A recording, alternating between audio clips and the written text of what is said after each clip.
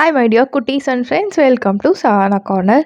இன்றைக்கி வால் புட்டி வச்சு தான் இன்னொரு கிராஃப்ட் பண்ண போகிறோம். அது எனக்கு இது வரைக்கும் ப்ராப்பராக வரல. இன்றைக்கி வால் புட்டியோட அந்த பிராண்ட் மாற்றிட்டேன். இது வரைக்கும் ஜேகே அப்புறம் பிரில்லா அப்படின்னு பிராண்டட் வாங்கினேன். இது லூஸில் கிடச்சிது எனக்கு வால் புட்டி பவுடர். இது ரொம்பவே நல்லா இருந்துச்சு. இதை வச்சு ஒரு கிராஃப்ட் பண்ணலாம். இதுக்கு ஒரு 3 ஸ்பூன் வால் புட்டி எடுத்திருக்கேன். அதில் அந்த சின்ன மூடியில் கொஞ்சம் கொஞ்சமாக தண்ணி ஆட் பண்ணி ஒரு ஸ்டிக்கு வச்சு கலக்கிறேன். கையோ இல்லை ஸ்பூனோ வச்சிங்கன்னா அந்த பேஸ்ட் அந்த மாவு ஃபுல்லாக கையில் ஒட்டிக்கும், இல்லாட்டி ஸ்பூனில் ஒட்டிக்கும். அதனால் சின்னதாக ஒரு ஸ்டிக் வச்சு கலக்கிட்டு அதுக்கப்புறமா இந்த மாதிரி கை வச்சு கலக்கிக்கோங்க.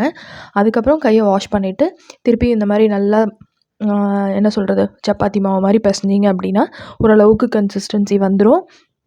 எப்படி இருந்தாலும் இது க்ளே மாதிரியெல்லாம் இருக்காது, கொஞ்சம் கையில் ஒட்டும். அதனால் பக்கத்துலேயே கொஞ்சம் டால்கம் பவுடர் இருந்துச்சுன்னா அதையும் எடுத்து வச்சுட்டு நம்ம கிராஃப்ட் பண்ணலாம். ஓகே, இப்போ ஒரு வேஸ்ட்டாக போன ஒரு மூடி, ஒரு பிளாஸ்டிக் பாக்ஸோட மூடி மட்டும் எடுத்திருக்கேன். இதில் அந்த நம்ம ரெடி பண்ணி வச்ச க்ளே வச்சு தான் ஒரு கிராஃப்ட் பண்ண போகிறோம்.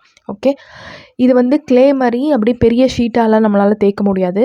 அதனால் குட்டி குட்டி பீஸாக எடுத்து சின்ன சின்ன ஷீட்ஸ் மாதிரி தேய்ச்சி அதை ஒரு ட்ரையாங்கிள் ஷேப்க்கு நான் கொண்டு வந்துட்டு அதை எடுத்து ட்ரையாங்கிள் ஷேப்பில் கட் பண்ணி அந்த மூடியோட நடுவில், ஏன்னா அந்த மூடி எப்படி இருக்குன்னா ட்ரையாங்கிள் ஷேப்பில் இருக்குது, அதுக்கு நடுவில் ஒரு சின்ன ஒரு போர்டு மாதிரி வச்சு அப்படி இருக்கும். அந்த மாதிரி ஒரு ஷேப்க்கு நான் ரெடி பண்ணிவிட்டு நடுவில் வச்சுட்டு தண்ணி வச்சு நல்லா ஸ்மூத்தன் பண்ணிக்கோங்க.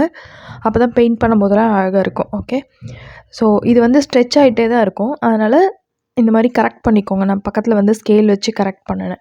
ஓகே, இப்போ ஒட்டினதுக்கப்புறம் என்ன பண்ணியிருக்கேன்னா சைடில் இந்த மாதிரி ஒரு ஸ்டிக் வச்சு சின்ன சின்னதாக நீளமாக ஒரு டாட் வைக்கிறேன்.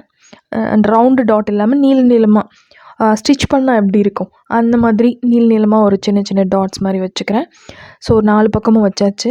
இப்போது இது எப்படி இருக்கும் அப்படின்னா, ஒரு துணி நம்ம ஸ்டிச் பண்ணால் எப்படி இருக்கும், ஒரு பேட்ச் ஆஃப் மெட்டீரியல் நடுவில் வச்சு ஸ்டிச் பண்ணால் எப்படி இருக்கும், அந்த மாதிரி ஒரு எஃபெக்ட்க்கு தான் இந்த மாதிரி பண்ணியிருக்கேன்.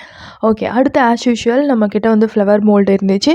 அதை வச்சு நம்ம இந்த க்ளேயில் பூ மாதிரி பண்ணிவிட்டு இலை மாதிரி பண்ணிவிட்டு அங்கங்கே ஒட்ட வைக்கிறேன். இது அவங்க எல்லாருக்குமே தெரியும். பட் இது க்ளே மாதிரி சிம்பிளாக அந்த மோல்டில் கட் பண்ண வராது, கொஞ்சம் ரிஸ்கியாக தான் இருக்கும். அதை ஷேப் பண்ணிக்கலாம். நம்ம கத்தி சின்ன டூல்ஸ் வச்சு ஷேப் பண்ணிவிட்டு அழகாக அந்த பூவெல்லாம் எடுத்து நம்ம ஒட்ட வச்சிடலாம். பேலன்ஸ் கொஞ்சமாக க்ளே இருந்துச்சு மிச்சம், அதை குட்டி குட்டி ரவுண்ட் பாலாக உருட்டி அந்த நடுவில் வைக்கணும்ல ரெக்டாங்கிள் ஷீட் மாதிரி, அதை சுற்றியும் சின்ன சின்ன டாட்ஸ் மாதிரி வச்சுட்டேன். அப்புறம் அந்த லீஃப்க்கு நடுவில்லாம் டெக்ஸ்சர் க்ரியேட் பண்ணுறதுக்காக சின்ன சின்ன லைன்ஸ் மாதிரி போட்டுட்ருக்கேன். அவ்வளோதான். இது நல்லா காய்ஞ்சதுக்கப்புறம் நம்ம கலரிங் ஸ்டார்ட் பண்ணலாம். கலரிங்க்கு ஃபர்ஸ்ட் நான் ஃபுல்லாக பிளாக் கலர் பெயிண்ட் பண்ணிக்கிறேன். பிளாக் கலரில் கொஞ்சமாக தண்ணி மிக்ஸ் பண்ணி ஃபுல்லாக அப்ளை பண்ணிடுங்க. அப்புறம் காஞ்சதுக்கப்புறம் இன்னொரு கோட் கூட கொடுத்துக்கலாம். இப்போ நல்லா காஞ்சதுக்கப்புறம் லீஃப்க்கெல்லாம் க்ரீன் கலர் பெயிண்ட் பண்ணிக்கலாம். பூவுக்கு உங்களுக்கு பிடிச்ச மாதிரி ஏதாவது ஒரு கலர் பண்ணிக்கோங்க. நான் பர்பிள் கலர் கொடுக்குறேன்.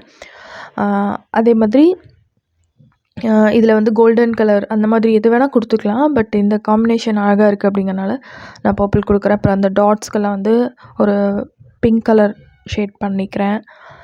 இது ரொம்ப சிம்பிள் தான். இந்த மாதிரி வால் புட்டியில் நம்ம பண்ணுற ஆர்ட். இது ஒரு நேம் போர்டாக இல்லை வெல்கம் போர்டாக நம்ம வச்சுக்கலாம்.